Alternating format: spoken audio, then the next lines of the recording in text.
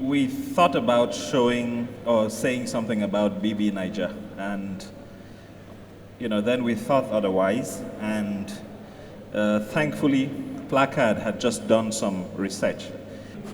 When we do BB Naija, we never think of it as a talent show. I mean, for us, all we have to do is get, on the average, 20 people into a house.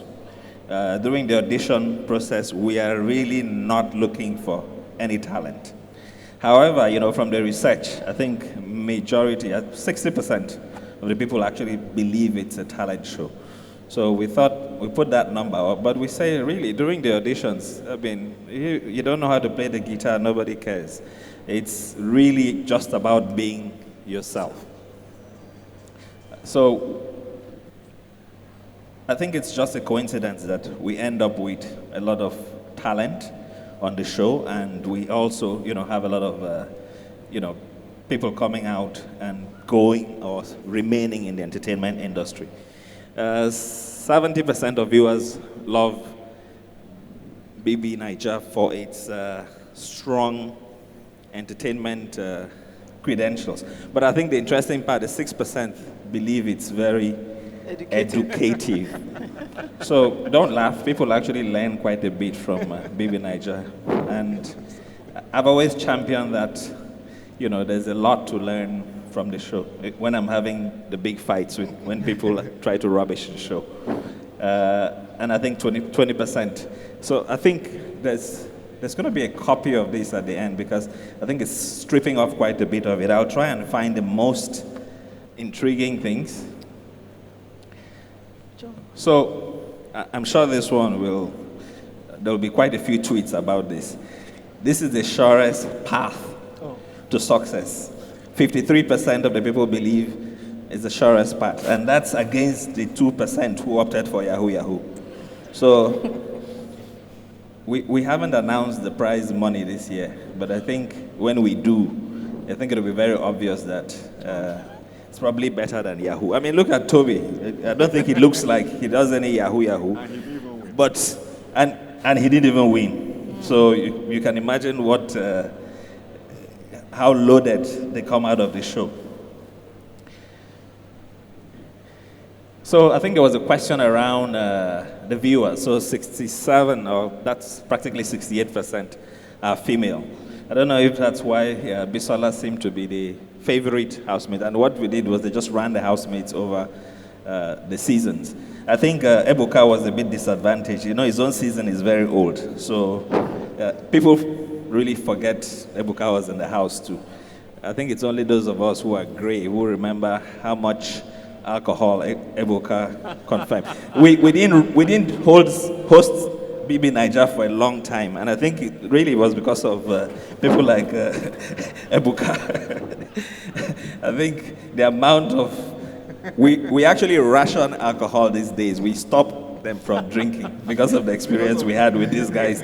Our sponsors almost pulled out from giving us free drinks for them. But I think, someone just mentioned I won't mention the brand, but I think he was quite a big ambassador for that brand when he left. And I think the important thing is people actually love the housemates, and I think for us that's, really important. 75% of bloggers would actually leave their blogging and take a slot in the big BB Naija house. So really, really interesting. 61% of the general public will rather go into the house.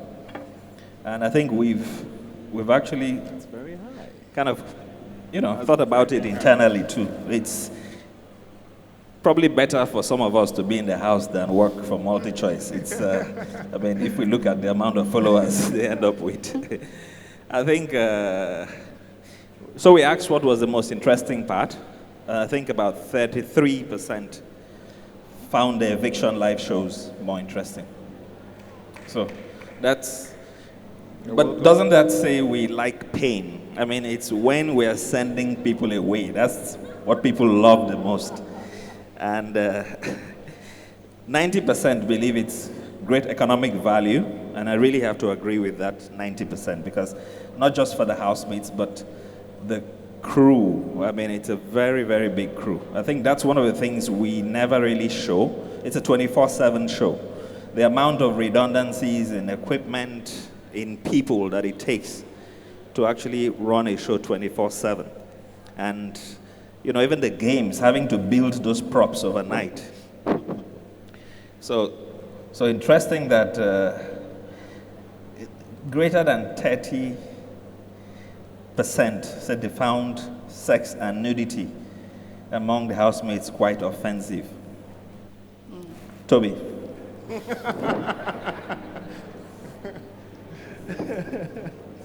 And I think 11% enjoyed the celebrity visits the most. So maybe a bit more of that. So we try to look at the impact on youth culture. I think 50%, really, really interesting. Half the people that audition believe that they will find love in the house. Wow. So I'll refer to Ebuka and Toby there again. You can see where the problems do come from. And I think 64% say that it impacts on youth culture. And I think that's really important. I think if you look at our music, you look at everything around young people. So it's just really a reflection of, you know, who we are. Overnight stardom.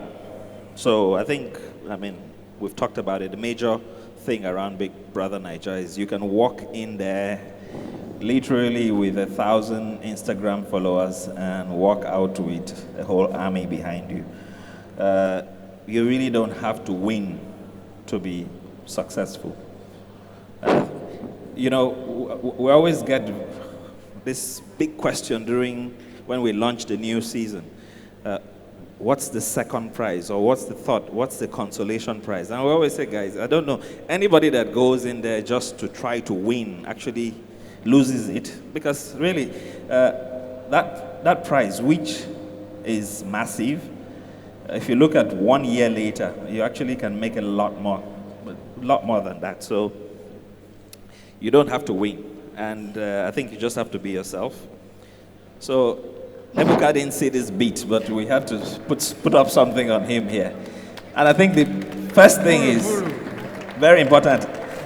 Ebuka was 8th. 8th. So I think that tells you. But we thought we should do a little case study with Ebuka. Following, as I said, when this was done, and this is like a few months old, was about 2.5 million across, social media. And we all know Ebuka as a TV star, on-air personality, and brand ambassador, influencer. And it just gives you an idea of what you can do. So you see, there's Ebuka, nice picture and outfit here.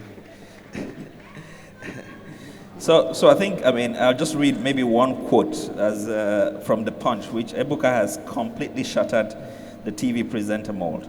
Viewers look forward to the weekly Sunday eviction shows to see who was getting kicked out, but also to see what Ebuka wore. So I don't know how much. I think we're overpaying Ebuka because, we can't even afford the things Ebuka wears on this show. So we're really thinking about cutting it. So just, an idea of, and what we did here was just to try to look at some of the brands and, the people working with the ex-housemates. So one of the things we hear from some housemates, I have to keep my professional image. And we always ask, what are you doing in the BB Naija house if you're trying to keep your professional image? But as we've seen, you don't need a professional image to engage the brands. So we, as we always do, encourage the housemates to just be themselves. Whatever you need to do or you want to do, just be yourself. I think that's the way you engage with everyone. So lots of brands there working with our ex-housemates and, lots of following on social media. This is just a bit of ranking on social media, and I think what it just says is, you're guaranteed to have the followers across social media. You have to get into the house. You don't have to win. Just get in, be yourself, and get kicked out. So I think, it's a massive ecosystem. It's going to grow. We are looking forward, to that new season.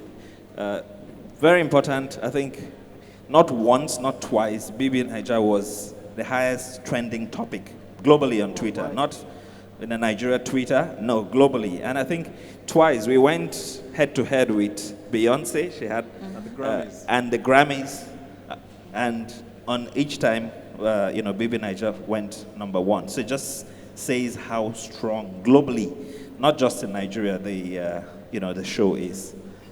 So I think that's just a snapshot. It's quite a big report that I think the guys are going to share with everyone. And I thought to put that out before Ebuka takes over and does the nicer part. Thank you very much.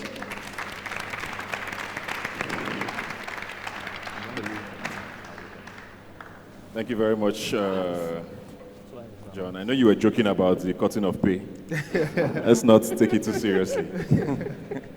I'm going to ask just a couple of questions before I throw it to the audience. I know you have a lot of questions, but let me start with you now. And I want to talk about things that I know I get a lot of questions about with regards to numbers and the show. And I want to talk credibility, with you. There's a lot of questions about selection of housemates, about voting numbers, things around those issues. How do you walk around these things? How do they work? I know you're not supposed to reveal a lot of these things in detail, but how do they work? And how do people better understand that this show is pretty much, I tell everybody, the most credible process I've ever been a part of in my entire life? How do you get that message across more? I think... Yeah, we need that mic. Mic is probably off. Okay. It's on, okay. Yeah. No, I think that's the beauty of Big Brother. Because we are all so passionate about it. So if you feel so passionate about someone and he doesn't win, I think the first thing that pops to your mind is, oh, they must have cheated that housemate out. But I think for us, it's, as an organization, it's really important to us. You've been part of hosting the show. And that's why we actually involve external auditors. People talk about scripting the show. And maybe if 2 people are evicted this week, maybe it's 3 next week. The interesting thing is all this is actually predetermined before the show starts. So we don't even have the power to change it. And as soon as it's locked down, it's actually handed to our external auditors. So they have to make sure that we keep in line with the design of the show. So even if we woke up midway in the show and wanted to change anything, they'll probably just wave us off because that's what that's what we pay them to do. And the same way they audit our accounts, the same way they audit a lot of things around our processes, we subject the show to the same process. And that's why you don't see some of us. I mean, we have to work behind. That's our job in the offices, to make sure that these things run properly. And it has to be very, very credible. Yeah. Oftentimes we forget to vote. We like someone, we just forget, to just vote. And that happens. I like that you mentioned that, because I know I got a lot of flack because people think I'm the owner of this show for some reason. And I got abused. From the way you dress, I'm sure.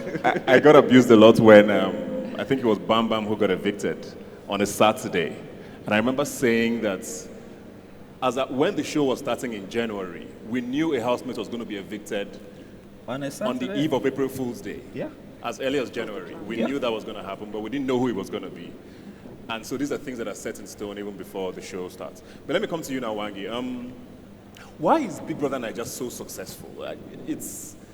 The format is not new, per se. I mean, we've had several versions: Africa, Angola, South Africa. What is it about Big Brother Naija that's made it resonate so much with people, even non-Nigerians? Thank you, Ebuka. So, from my point of view, first of all, it's a reality show, so people and this is generic to all reality shows, people like to see themselves, and they see themselves reflected on TV, and then they kind of engage with it. But I think beyond that, uniquely for Big Brother Nigeria keys into the psyche of the average Nigerian. And it's not just, it's across, right? A lot of youth, well, I think in the presentations before, we've seen that there are more youths anyway as a population. But because there are things around the psychology of an average Nigerian and our ethos, optimism, the future will be brighter, my condition is not permanent, those are things that we all feed off, whether you're rich, you're poor, you're young, you're old. And Big Brother encapsulates all that, right, and gives you that. So whilst watching, you're rooting for the person that you're following to actually achieve that Nigerian dream. You're also knowing that it means that it's possible for you, me, watching as a viewer at home. So I think that's like the basic ingredient, and I dare say that Big Brother Nigeria is one of the most successful Big Brother formats because of it's very real, it's locally relevant, we don't make it like any other Big Brother in the world, we don't copy any other formats, we do it locally, we create, that's what we do at Multichoice. We ensure that local content is authentic, it's Nigerian, and it keys in. So that's the real reason. It connects, and it connects at a very high level across age groups. Okay. So, leading off from, talking about local relevance and all of that, and also talking about credibility now, let me come to you, Busola. I want to talk about the themes for the show, because even I am really fascinated by that. We've had Ugbe, then we had Double Wahala. How does that work? How do you come up with these themes? And does that happen? Do you choose a theme, then pick the housemates to match that, or do you pick housemates and you're like, okay, this is what we're looking for? How does that work? I know you don't want to reveal too much, but just give us an insight. Okay, so I'll skirt around it, but I'll kind of answer your question. As John mentioned, the CEO mentioned, it's a lot of hard work goes behind the scenes with Big Brother, from the production, the creative process for the show. And so we do pick a theme from the onset. So we know what direction we want to go with the show. However, for the selection, we usually go with what we find. So it depends on the character and the characteristics of the housemates we see. And so we kind of fit it into the theme, but really it's what we find. It's the housemates we find that go into the show. So again, as has been mentioned, there's no right or wrong way. And so we find people come in for the auditions and they want to behave a certain way just because they think that's what Big Brother is looking for. But really, we just want people to be themselves. But how do you know, though? Because I know being yourself is a very good thing, but how do you identify that? How long is this process of trying to figure out if this person is themselves? So the audition process is a very long-winded one. What the viewers see is the 2-day open auditions where everyone comes in and we pick, and do the selections. But back end, it takes another... We're still in selection, actually, as we speak. So it's a really, really rigorous process. We work with psychologists, medicals. We, really, really go into detail to be sure that we have the house right mates. We create a safe environment for everyone who's going to go into the house. And really, at the end of the day, we're all watching for good content. Yeah. All right. Toby, I want to ask you about expectations versus reality now, because a lot of people want to be on this show because they see you guys now and how your life seems very glossy and you're making a lot of money. What did you expect going on to the show, and what has it been since you've been out? Okay, pretty much I went in to kind of change my career path. So what I hoped for was to win the money. That was the first goal. And then I knew pretty much after that all the other opportunities will come up, because at that point I had not critically followed the previous seasons, but I know there are a lot of nice success stories from previous episodes, and these people are not doing badly in the society. They are knowledgeable and they are good examples. You, Bisola. So I'm okay, even if I don't get to win, I can still win in some other way. So getting on the show and now being out, it's pretty much obvious that once you get on the show, you are already a winner, because it doesn't matter if you spend 1 week, 2 weeks, 3 weeks. If you're able to sell yourself, if you go in with a plan, that's all you need pretty much. When you come out, there's going to be job opportunities or a few other opportunities waiting for you. So pretty much it exceeded my expectation because, I mean, I went into the house with 25,000 in following, and I came out of the house with about 300 and a whole lot of opportunities. Like the platform and every single thing I wanted to try, there were like people ready to try me. Like, okay, Toby, you want to act? Okay, let's try you. Okay, you want to sing? Let's try you. So like you get that audience or that acceptability in the society generally. So, and me, I'm in showbiz, and it's not limited to showbiz alone. I mean, Miracle has gone on to be a pilot and has gone on to do more in his own society. So like it gives you a huge platform to really do anything you plan to do. So yes, it exceeded my expectation, like way beyond my expectation. All right, we're going to take questions from the audience. I know we have a lot of questions. Please stick to asking a question. No long-winded comments. And auditions are closed, so you cannot ask if you can get into the house. We have a question at the back there. It's a lot of flies. My name is Otwosorchi. And so my question is, what is your revenue from Big Brother Naija?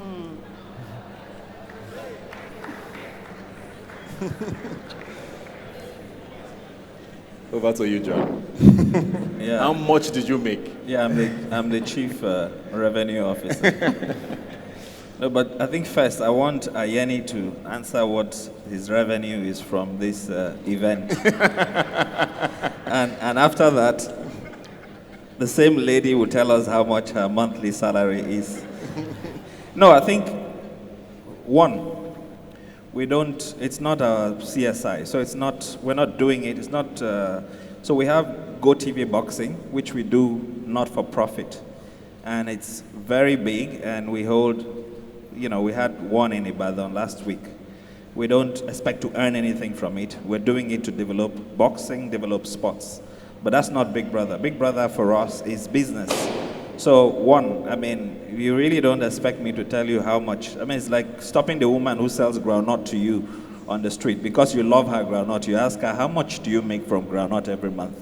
I'm sure she'll tell you, well, that's not your problem. Do you want to buy a bottle of groundnut?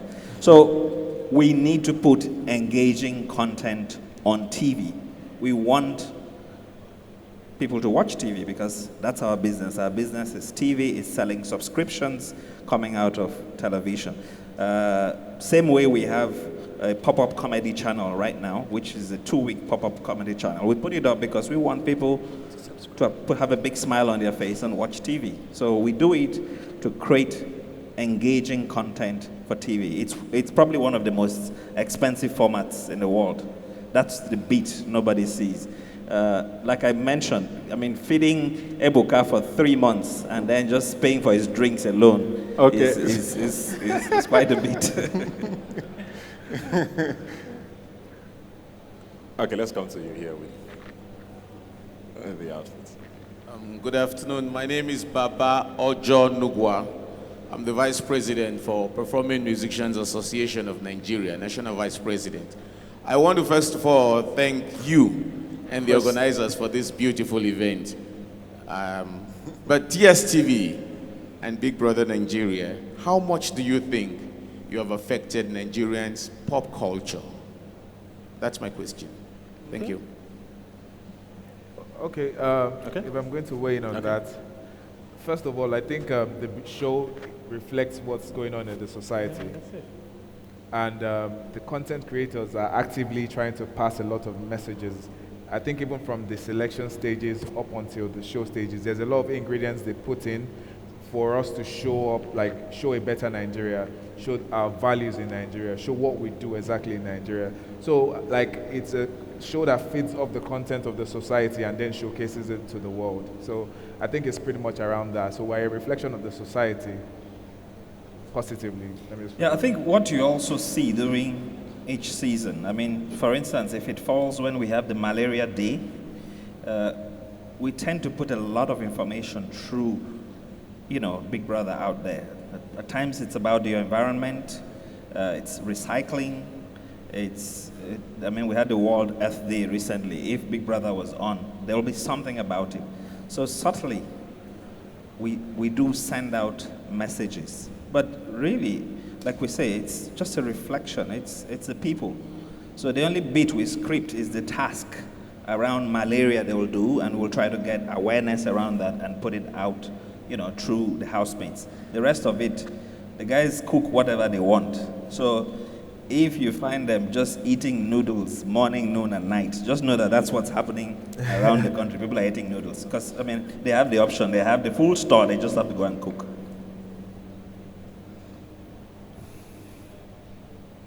Let's go to the back there.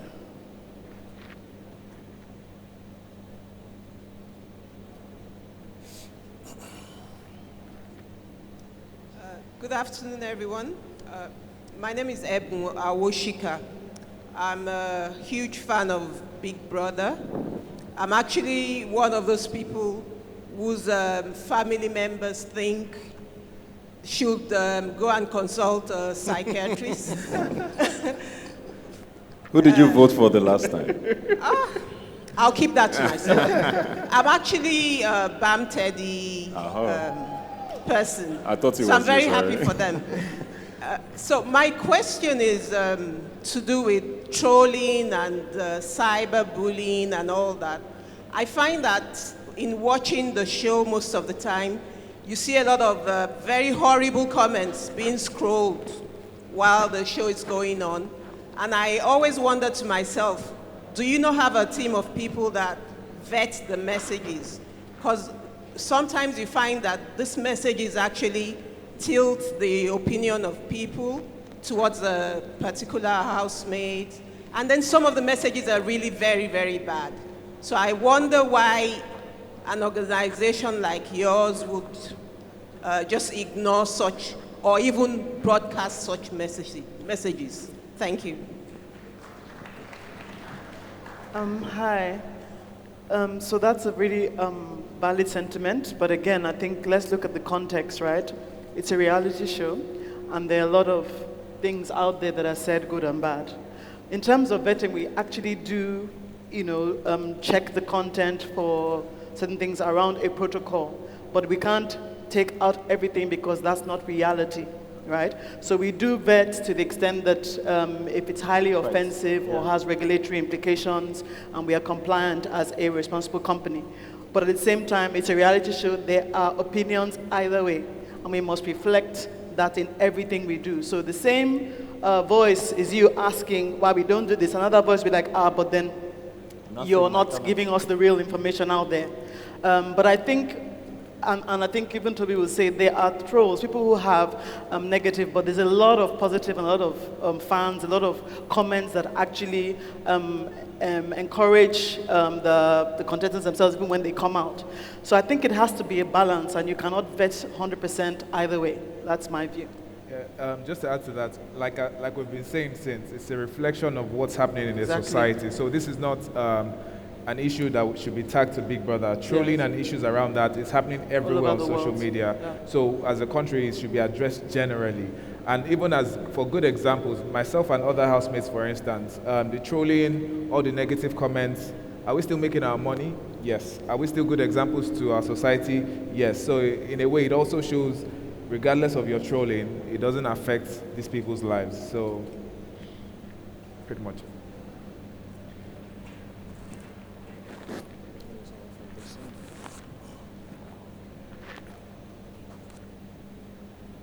Hello, my name is Sharon. I'd just like to find out how, I enjoy the aesthetics of the house, and I just wonder how, sorry.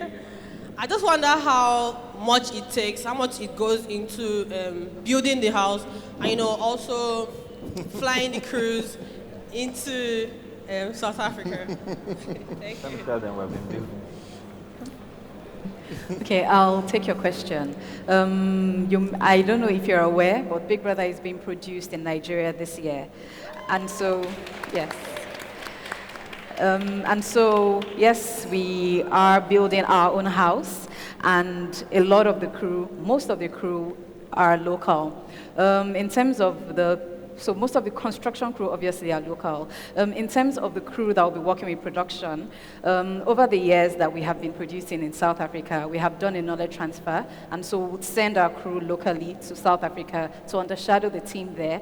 And now I think we're prepared to produce our own show. We will have some input, from the production team internationally, but 90% of the crew that we have will be local. And then can I just add to that, just to underscore Busola's point? We are 100% committed to delivering you a world-class show. It doesn't matter wherever it is. It happens to be in Nigeria this year. We are committed to ensure that by the time Big Brother does air and you see that house, it will do Nigerians and rest of Africa proud. And we are committed to that. And people want to know that there will be lights throughout. Head of us will know how to do It's a show that reflects reality, right? Remember, it's reality, isn't it? Yeah, people have suggested some NEPA tasks, so I don't think that's going to be a thing. Let's go that way.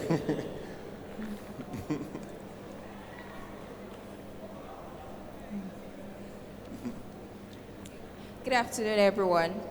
There are a lot of rumors around Big Brother Naija, especially the selection. My question is, does it really matter the number of followership you have or the connection as regards the selection? Thank you. I can answer that very easily for you. I think at the start of last season, Toby was the only person, probably had one of the highest number of followers. Yeah. The most popular, probably, housemate, or one of the most popular housemates from the season this year was Cece, or is Cece, right? I don't think she had over 1,000 followers. She had about 300 or 400 and something. Same with T-Boss. You don't have to have followers. I don't know that anybody knew any of these people. I hear this connection story a lot. I don't know, Toby, if you knew anybody before you got on the show. I promise you, it is surprising. It is almost unbelievable how transparent the process is. This is the only audition process I can stand and vouch for. This is I've not been through a lot, but the ones I've seen, it's super transparent. I mean, give them credibility when it comes to the process. It's purely transparent. Everybody has an equal chance. Everybody. Yeah. I think it's very easy for that narrative to sort of continue being fed, because if 20,000 people audition for something and only 20 people get it, of course 19,800 and whatever will be offended. Yeah, if I didn't get and we'll have to make up a story, isn't it? If I didn't get in, I would have been on that side. So it makes sense. Let's come here.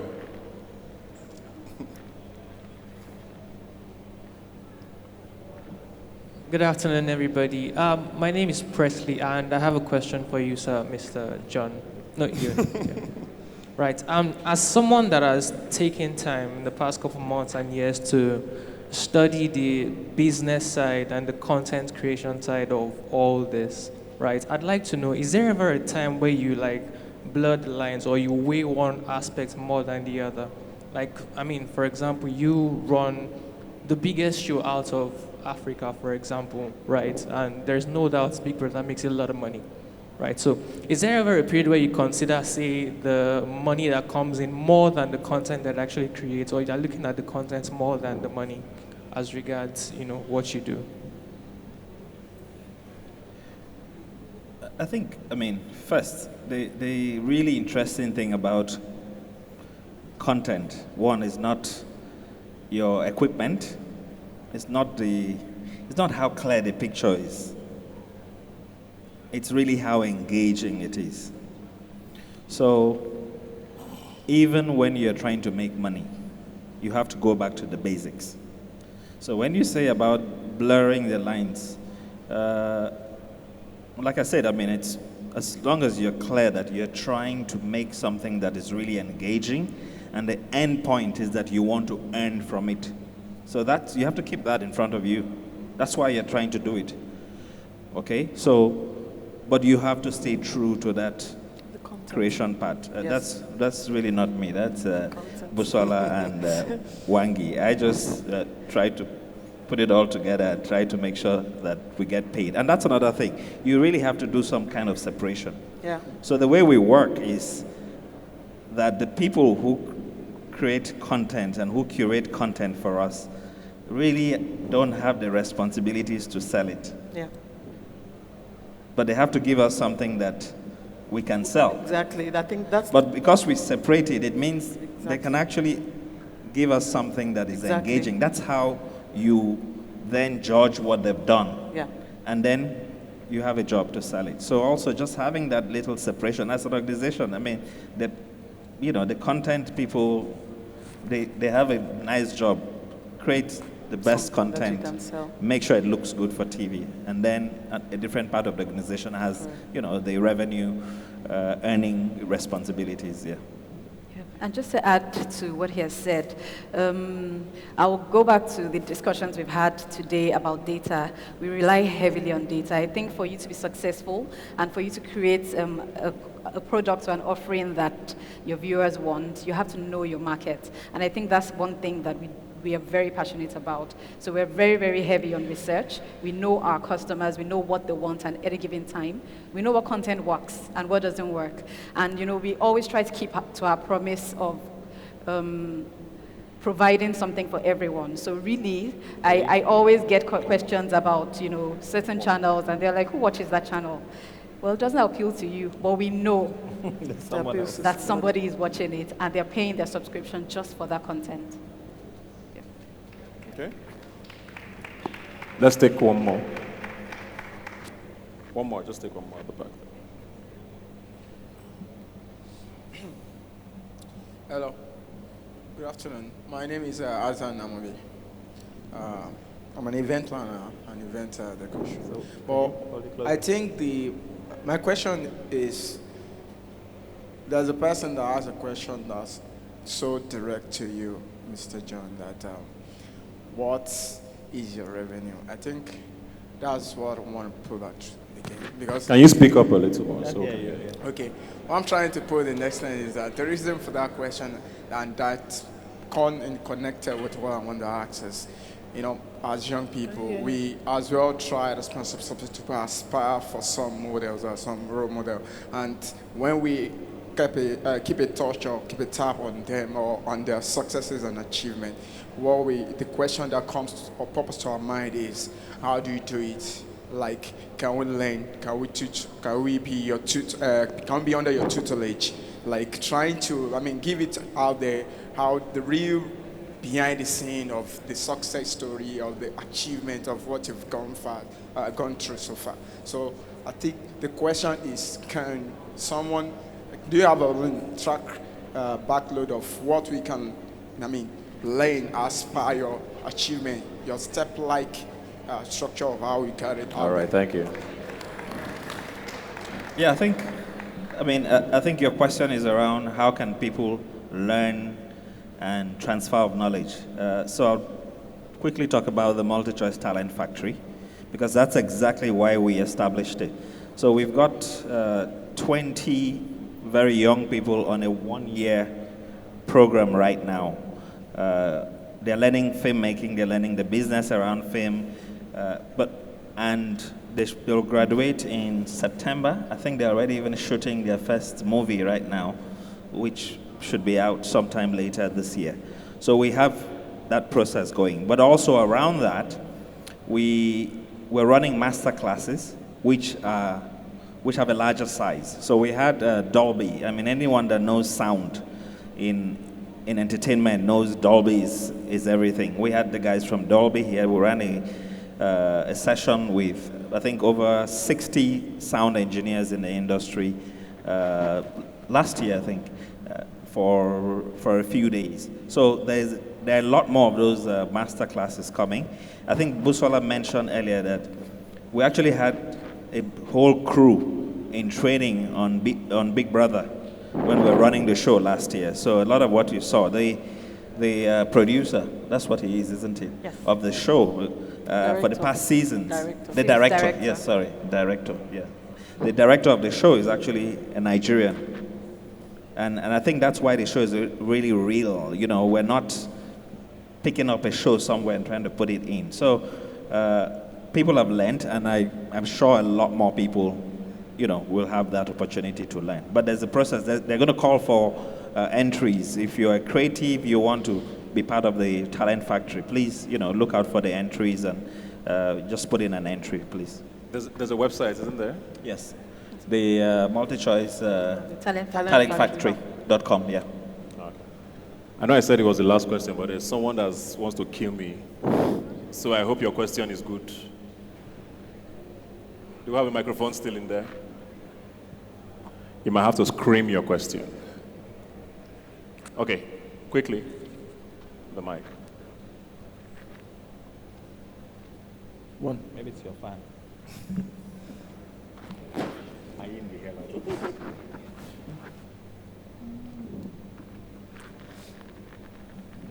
Good afternoon, everyone. My name is Ada, and then my question is still centers on the trolling she asked about, and then but mine is after the house, like what happens after the house. Like during the reunion show, I got some information from Alex and then Cece when Alex mentioned she was locked in the toilet, and then Cece says when she came out of the Big Brother house, she was probably thrown acid or something. So my question is, what is Big Brother doing, or what has Big Brother done to ensure that these housemates are not in danger of any sort?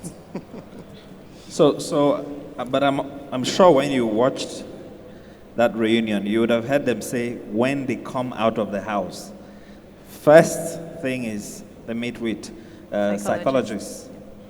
So yes, they are locked up with psychologists to bring them back into reality. You know, they have that other reality in the house. So you're asking after that, yes, they go home. We have to let them go. They go back home. And that's where it ends. That's where the show ends.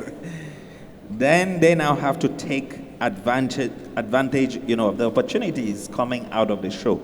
But if two housemates, if Toby decides to meet up with Miracle and have a drink the Friday after the show, that's really, I mean, they will go out and hang out and have a drink. There's nothing anybody, you know, can do to stop them from having a drink together.